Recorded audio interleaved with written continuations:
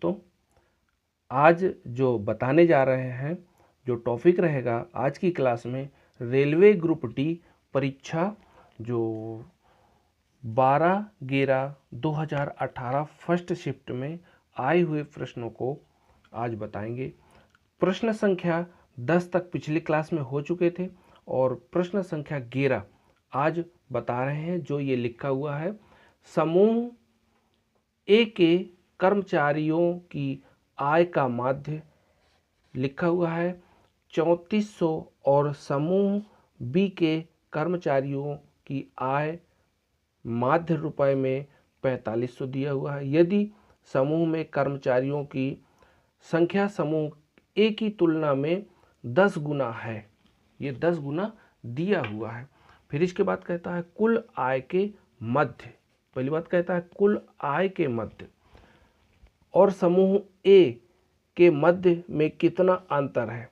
तो ये पहले आपको ध्यान रखना है कि क्या इसमें दोनों जो संख्याएं दी हुई हैं, पहले उसका हमें माध्य निकालना है। माध्य निकालने के बाद फिर ए वाले माध्य को घटा देना है, ये हम लोगों को आंसर मिल जाएगा। जैसे दिया हुआ है ए, यहाँ पर ए के कर्मचारियों का माध्य कितना है 3300 और इसके बाद बी के कर्मचारियों का 4500। इस प्रकार हम लोग लिख लिया यहाँ पर। ठीक, पहली बात तो ए अनुपाते बी या ए का 10 गुना दिया हुआ है बी। फिर इसके बाद 3400 और दिया हुआ है 4500। ए का माध्य 3400, बी का 45। अब दोनों का समूह माध्य निकालते हैं। समूह माध्य में 1 गुणे 3400 कर दिया और 10 गुणे 4500 कर दिया। ये तो गुणा हो गया। अब इसके बाद देखिए पदों का योग बटे पदों की संख्या। पदों की संख्या यहाँ पर 1 और 10, क्योंकि 1 ये लिखा हुआ है 10 ये लिखा हुआ। इसके बाद ये 3400 का 3400 और ये 10 का गुणा करेंगे तो 45,000 बन गया। फिर 10 में 1 जोड़ दिया तो 11। इतना कन्फर्म हो गया। अब इसी से संबंधित आता है नेक्स्ट, जब आगे कहता है कि ये तो समूह का माध्य हल किया लेकिन पूरा हल नहीं हुआ। इसमें आएगा समूह का माध्य 48,400 और बटा 11। क्यों? क्योंकि 45,000 में 3400 को और जोड़ना है और बटे क्या करना है 1100 रुपये, वो 11 दिया हुआ है। अब जैसे ही भाग दिलवाएंगे तो समूह का माध्य प्राप्त हो गया 4400। इस 4400 का सामूहिक निकाला गया है। सामूहिक में ये आप लोगों का ए का कहता है ए की आय के माध्य में कितना अंतर है। तो समूह का पूरा माध्य और ए को घटा देंगे तो समूह निकला है 4400 और ए था आपका 3400। 4400 में 3400 चला गया, बचा आपके पास 1000। जो अंतर प्राप्त होना है 1000 प्राप्त हुआ है। ठीक, इसी से संबंधित next question number 12। Question number 12 में क्या दिया हुआ है, इनमें से कौन सी सबसे लंबी नदी है जिसका उद्गम भारत में है। ये प्रश्न मेन पॉइंट दिया है। यहाँ पर कहता है ये 4 विकल्प दिए, 4 विकल्पों में सबसे मेन पॉइंट क्या दिया हुआ है, जिसका उद्गम भारत में है। पहले तो ये देखना पड़ेगा भारत में कौन सी उद्गम है, फिर इसके बाद कहता है सबसे लंबी नदी है। ठीक, इस प्रकार इसका चयन करना है। लिखा है महानदी ए नंबर में, बी नंबर में लिखा है झेलम, तीसरे में ब्रह्मपुत्र और चौथे में गंगा। ठीक, तो इसका जो विस्तार है चलिए आगे देखते हैं। पहले पॉइंट में गंगा सबसे लंबी नदी है जिसका उद्गम भारत में है। पहली बात तो गंगा नदी लंबी है और उद्गम कहाँ पर है, भारत में। दूसरा पॉइंट, भारत जो मतलब भारत में किस जगह ये दिखाया गया है। गंगा नदी का उद्भव गंगोत्री के गौमुख हिमानी से होता है। फिर अगले पॉइंट पर दिया है गंगा नदी की लंबाई 2525 किलोमीटर है। जैसे कभी प्रश्न पूछा जा सकता है या पूछ सकता है कि भारत में उद्गम नदी जो गंगा नदी है उसकी लंबाई कितनी है, 2525 किलोमीटर। ठीक, अब अगले पॉइंट पर दिया है भारत से होकर बहने वाली सबसे बड़ी नदी ब्रह्मपुत्र है, 2900 किलोमीटर पर। ये लंबाई इसकी कितनी है, 2900। क्योंकि गंगा नदी की 2525 है और ये कितनी है 2900 किलोमीटर, लेकिन इसका उद्गम दूसरी जगह है।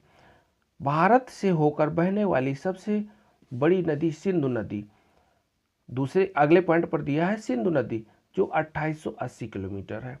सिंधु और ब्रह्मपुत्र नदी का उद्गम स्थल तिब्बत के मानसरोवर झील के पास हिमनद है। देखिए यहाँ पर सिंधु नदी दिया है और ब्रह्मपुत्र दिया है, जबकि दोनों को ये बताया गया है भारत से होकर बहने वाली सबसे बड़ी नदी ब्रह्मपुत्र है, और यहाँ पर कहता है भारत से होकर बहने वाली दूसरी बड़ी नदी सिंधु नदी है, लेकिन इनका उद्गम स्थल कहाँ है, तिब्बत के मानसरोवर में। ठीक, मानसरोवर झील के पास हिमनद है। अब ध्यान दीजिए, कह सकता है कि भारत से होकर बहने वाली सबसे बड़ी नदी ब्रह्मपुत्र, उसकी लंबाई कितनी है, तो 2900 किलोमीटर। ठीक, इस प्रकार आप बता सकते हैं। अगले पॉइंट पर दिया है झेलम नदी का उद्भव स्थान शेषनाग झील वेरीनाग के पास है। किसके पास, वेरीनाग के पास। ठीक है, अगले पॉइंट पर देख, अगले क्वेश्चन में दिया हुआ है जो क्वेश्चन नंबर 14 है, CaO का सूत्र इकाई द्रव्यमान। यहाँ पर दिया हुआ है CaO का सूत्र इकाई द्रव्यमान, formula unit mass dot dot करके है दिया गया है। ए नंबर में 5.6 यूनिट, बी नंबर में 56 यूनिट करके, सी 56 ग्राम में, जी दिया हुआ है, डी में 5.6 ग्राम। जबकि अब देखिए इसका विस्तार दिया गया है, यह विस्तार लिखा गया है। CaO का सूत्र इकाई द्रव्यमान 56 है, यूनिट है। ठीक, इसके बाद CaO का जो द्रव्यमान किस प्रकार निकाला गया है, देखिए Ca का परमाणु क्रमांक 20, उसका द्रव्यमान 40। ठीक, Ca का द्रव्यमान 40 और ऑक्सीजन का द्रव्यमान 16, तो 40 और 16 जोड़ा गया तो 56 प्राप्त हो गया। कैल्शियम ऑक्साइड ये लिखा हुआ है, जो CaO को क्विक लाइम कहा जाता है। यदि पूछा जाए CaO को क्या कहते हैं, तो आप कह सकते हैं क्विक लाइम भी कहा जाता है। ठीक, अगले नंबर पर इसी में दिया हुआ है कैल्शियम ऑक्साइड का अणुसूत्र, कैल्शियम ऑक्साइड का अणुसूत्र, जबकि देखिए कैल्शियम ऑक्साइड को CaO से प्रदर्शित करते हैं। ठीक, अगले लाइन पर दिया, इसी का अगला पॉइंट दिया हुआ है, यह है उजला छिद्रयुक्त, या कह सकते हो ठोस पदार्थ है, मतलब छिद्रयुक्त भी होता है ये। ठीक, अगर ये पूछा जाए कि छिद्रयुक्त होता है कि नहीं होता, किसकी बात की जा रही है, CaO की। फिर CaO जल के साथ तीव्र प्रतिक्रिया कर कैल्शियम हाइड्रोक्साइड में परिणत कर देता है, कैल्शियम हाइड्रोक्साइड, जबकि CaO ये कह सकते हैं कैल्शियम ऑक्साइड है, और जब जल के साथ क्रिया करता है तो कैल्शियम हाइड्रोक्साइड में परिणत हो जाता है। कैल्शियम हाइड्रोक्साइड का सूत्र CaOH का होल ट्वाइस है। ठीक, इसमें प्रक्रिया आप कर सकते हैं कि जैसे यदि समीकरण करेंगे, या कह सकते हैं कि इसमें जब आप रिएक्शन करवाएंगे किसके साथ, CaO plus H2O, CaO plus H2O, अगर इसके साथ क्रिया करवाते हैं तो ये बन जाएगा CaOH का होल ट्वाइस। अब इस पर ये जो क्रिया करवाई गई है, देखिए यह कह सकते हो कैल्शियम की संख्या 1, ऑक्सीजन की संख्या 2 बन जाती है, हाइड्रोजन की संख्या ऑलरेडी 2 थी, इसलिए इस तरह का समीकरण कंप्लीट हो गया, रासायनिक समीकरण। ठीक, इसका दूसरा नाम दिया हुआ है, कैल्शियम हाइड्रोक्साइड को बुझा चूना कहते हैं। ठीक, कैल्शियम हाइड्रोक्साइड का दूसरा नाम क्या है, बुझा चूना। फिर इसके बाद अगर रासायनिक सूत्र पूछा जाए तो CaOH का होल ट्वाइस है। आगे देखते हैं अगला पॉइंट, इसी में CaO में है कैल्शियम क्लोराइड CaCl2 का उपयोग जल शोषक पदार्थ के रूप में होता है। यदि कहीं पर जल को शोषित करवाना है तो कैल्शियम क्लोराइड को प्रयोग कर लेंगे या कैल्शियम क्लोराइड का इस्तेमाल करेंगे, तो उससे क्या होता है, जल का शोषण हो जाता है, यह जल सूख जाता है, ये जल को अवशोषित कर लेता है कैल्शियम क्लोराइड। ठीक इसी क्रम में नेक्स्ट क्वेश्चन या कह सकते हो अगला क्वेश्चन जो दिया हुआ है 15 नंबर में, निम्न में से किस प्रकार की प्रक्रिया में ऊष्मीय ऊर्जा निर्मित होती है? उत्सर्जन में, परिसंचरण में, पाचन में और श्वसन में। ये विकल्प श्वसन में है। क्यों? क्योंकि ये जो प्रश्न दिया गया है, निम्नलिखित किस प्रकार की प्रक्रिया में ऊष्मीय ऊर्जा निर्मित होती है, ऊष्मीय ऊर्जा की बात की गई है, इसका मतलब है कि श्वसन में ऊष्मीय ऊर्जा का निर्माण होता है या कह सकते हो कि बनती है। फर्स्ट पॉइंट पर इधर दिया होगा, यह दिया हुआ है श्वसन प्रक्रिया में ऊष्मीय ऊर्जा उत्सर्जित या निर्मित होती है। फेफड़े में ऑक्सीजन और CO2 गैसों का विनिमय उसके या उनके दाब के अंतर के कारण होता है।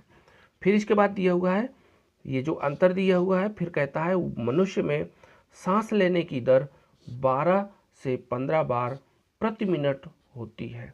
मतलब जब व्यक्ति सांस लेता है तो साधारण सांस लेने पर, क्योंकि कभी कभार तेज हो गई या धीमी हो गई, तो साधारण दिया हुआ है 12 से 15 बार। जंतुओं में पेशियों में आणविक ऑक्सीजन की स्थिति में पायरुविक अम्ल का परिवर्तन लैक्टिक अम्ल में हो जाता है। यहाँ ध्यान दीजिए जरा, जंतुओं में पेशियों में जो पेशियां होती हैं, आणविक ऑक्सीजन की स्थिति में पायरुविक अम्ल का परिवर्तन लैक्टिक अम्ल में होता है। जो पायरुविक अम्ल होता है वो किस में परिवर्तित होता है? लैक्टिक अम्ल में। अनाक्षी श्वसन को शर्करा किण्वन भी कहा जाता है। अनाक्षी श्वसन, जो अनाक्षी श्वसन होता है उसको क्या बोलते हैं? शर्करा किण्वन भी कहा जाता है। ठीक, इस प्रकार ये 15 नंबर तक प्रश्न कंप्लीट हो गए। देखते हैं नेक्स्ट क्वेश्चन। देखिए यहाँ पर जो दिया गया है 16 नंबर का क्वेश्चन दिया गया। 16 नंबर में क्या लिखा हुआ है? नवंबर 2018 में आयोजित होने वाली महिला T20 विश्व कप 2018 की मेजबानी किसके द्वारा की गई थी?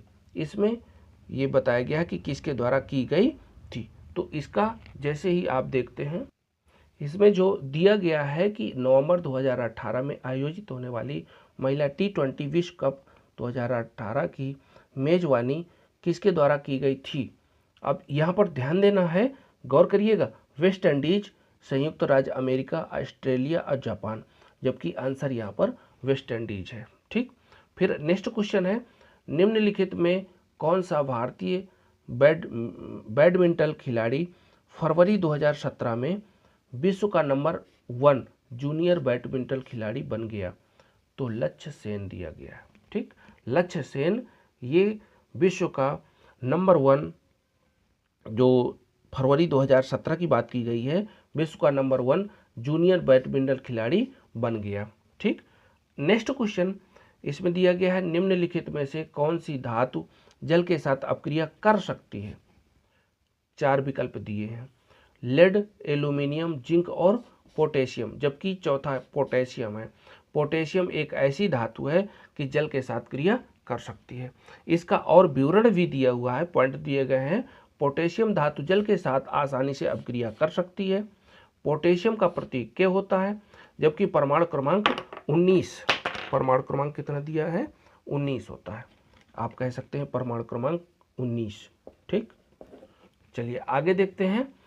पोटेशियम सबसे अधिक अपक्रियाशील धातु है। अन्य धातुओं की अपेक्षा पोटेशियम अपक्रियाशील अधिक है। पोटेशियम के बाद सबसे अपक्रियाशील धातु सोडियम है, जबकि सोडियम को मिट्टी के तेल में डुबोकर रखी जाती है। ठीक, सबसे कम क्रियाशील धातु सोना है। सोना मतलब ज़्यादा क्रिया नहीं करता है। नेक्स्ट क्वेश्चन में देखेंगे, 19 नंबर का क्वेश्चन है, किस देश को मुख्य रूप से कम्युनिस्ट माओवादी दलों द्वारा शासित किया गया था? यूएसए, चीन और यूके और भारत, जबकि ये आंसर है आपका चीन। इसका विवरण भी थोड़ी देखिएगा। इसमें दिया हुआ है चीन देश में मुख्य रूप से कम्युनिस्ट माओवादी दलों द्वारा शासित किया गया था। नेक्स्ट पॉइंट पर माओ से तुंग का जन्म 1893 ईस्वी में हुनान प्रांत में हुआ था। चीन साम्यवादी गणतंत्र का प्रथम अध्यक्ष माओ से तुंग था। ठीक, माओ से तुंग ने 1949 ईस्वी में चीन में साम्यवादी गणतंत्र सरकार बनाई। नेक्स्ट पॉइंट पर माओ से तुंग के प्रभाव में ही भारत में 1967 ईस्वी में चारू मजूमदार एवं कानू सान्याल द्वारा एमसीसी की स्थापना किया गया। ठीक, नेक्स्ट गौर करिएगा, इसमें जो क्वेश्चन दिया गया है ये सवाल गणित का है। ठीक, गणित के द्वारा ये विकल्प आप देख रहे होंगे जो सवाल दिया हुआ है। सवाल में लिखा गया है, ये जो चित्र बना हुआ है ध्यान दीजिए जरा। ए, यदि सवाल ना दिया रहा हो, वो दिख रहा हो तो हम पढ़ के बता दे रहे हैं। दिया किस प्रकार है, A B C D, 4 point दिए हैं, जबकि इसको जब पढ़ेंगे तो इसमें लिखा गया है दी गई आकृति में वर्ग ABCD से समान समद्विबाहु त्रिभुज के 2 युग्मों को काटने पर आयत PQRS निर्मित होता है। ठीक, अब इसको कटे हुए भाग का कुल क्षेत्रफल 288 मीटर स्क्वायर है। PR की लंबाई ज्ञात कीजिए, वो भी मीटर में पूछ रहा है। तो इसको कैसे हल करेंगे गौर करिएगा जरा। ठीक, क्योंकि ये पूरा स्पष्ट दिया हुआ है। अब इस पर आपको थोड़ी ध्यान देना है कि ये चित्र किस प्रकार और क्या बन रहा है। जैसे देखा जाएगा तो पहली बात तो ये वर्ग बना हुआ है और वर्ग में जो ये डॉट डॉट लाइन खींची गई है, ये डॉट डॉट लाइन खींची गई, एक इधर से खींची गई, ठीक, एक इधर से खींची गई और एक ये 4 लाइनें खींची गई। ये आयत बनाता है। क्या बनाता है, आयत। आयत में पॉइंट लिख दिए गए PQRS, जबकि ये जो पॉइंट बने हुए हैं, चारों पॉइंट दिख रहे हैं, वो बराबर बराबर भुजाओं को बांट रहे हैं। जैसे यहाँ से देखा जाए तो ये y कट रहा है, यहाँ से यहाँ तक y, तो इधर से वो y, इससे यहाँ तक वो x, तो यहाँ से यहाँ तक x, इधर से यहाँ तक y, तो यहाँ से x। ठीक, 4 प्रकार के यहाँ पर पॉइंट दिए गए थे, चारों भुजाओं को नाप लिया और यहाँ जो दी गई संख्या है उसको हम किस प्रकार व्यक्त करते हैं। देखिए, हल ABCD वर्ग है, बहुत सही, तथा PQRS आयत है। इसमें अलग अलग स्पष्ट कर दिया, चूंकि 2 समद्विबाहु त्रिभुज के युग्म बनते हैं। समद्विबाहु त्रिभुज के क्या बनते हैं, युग्म, जोड़ा बनते हैं। किस प्रकार इसको स्पष्ट करते हैं, AP, गौर करिएगा जरा, AP, यहाँ पर A है, देखिए यहाँ पर A और ये P, AP हो गया। AQ, यहाँ से यहाँ तक AQ हो गया। फिर देखते हैं CR, ठीक। फिर इसके बाद गौर करिएगा जरा, CR हो गया। CS, इसकी दूरी क्या मान ली गई है, Y, ठीक है। ये पूरी मतलब कहने का ये Y है, तो ये Y है, तो ये Y है और ये Y है। देखिए आपको हम कलर भी करके बता रहे हैं, ठीक है, ध्यान दीजिए। PB, BS, ये X की बात चल रही है। Q और D, फिर इसके बाद दिया गया है DR बराबर कितना दिया गया है, X। ये 4 पॉइंट दिए गए हैं, 1 2 3 4, ये चारों में क्या माना गया है, X। अब इसके बाद देखिए, इनमें पाइथागोरस प्रमेय लगा सकते हैं। पाइथागोरस प्रमेय क्यों लगाई गई है, ये देखिए हम लिखा भी है, इस पर स्पष्ट किया गया है। पाइथागोरस प्रमेय क्या कहता है, काट स्क्वायर बराबर लंब स्क्वायर प्लस आधार स्क्वायर।